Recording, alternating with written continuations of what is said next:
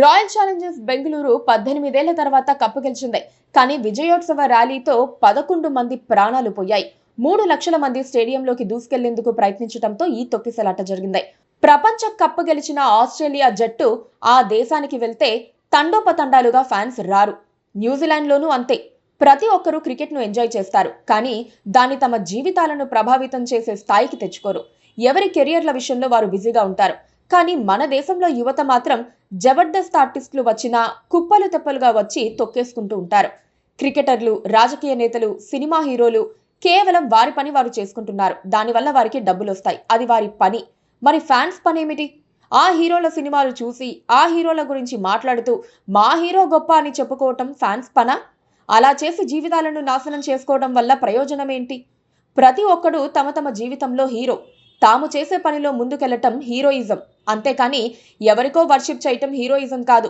ఓ hero సినిమాకు 100 కోట్ల openings వస్తే దానికి తగ్గ రెమ్యునరేషన్ హీరో వసూలు చేస్తాడు, రేట్లు పెంచుకుంటాడు.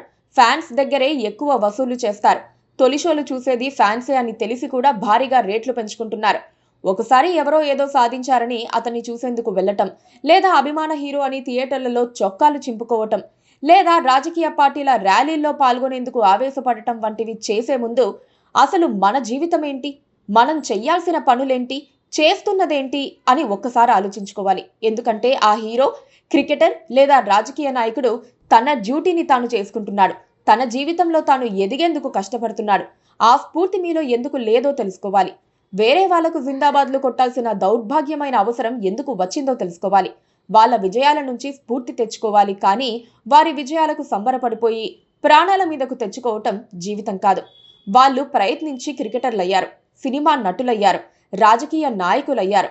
మీరు ప్రయత్నిస్తే మీకిష్టమైన రంగంలో మీరు కూడా ముందుకు వెళ్ళవచ్చు.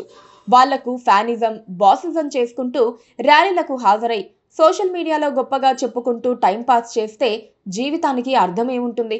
బెంగళూరు జట్టు గెలిచింది. ఆ టీంలో అందరికీ కోట్లొస్తాయి. కానీ విజయోత్సవ ర్యాలీలో చనిపోయిన 11 మంది కుటుంబాలకు ఎవరు దిక్కు? గాయపడి ఇక పని చేయలేక నిత్య నరకం అనుభవించే వారి కుటుంబాలకు ఎవరు సాయం చేస్తారు? అలాంటి పరిస్థితుల్లో మీరుంటే ఏంటి అని యువత ఆలోచిస్తే యువత దారిలో పడుతుంది. Please subscribe to KTV Telugu. KTV Telugu. KTV Telugu channel.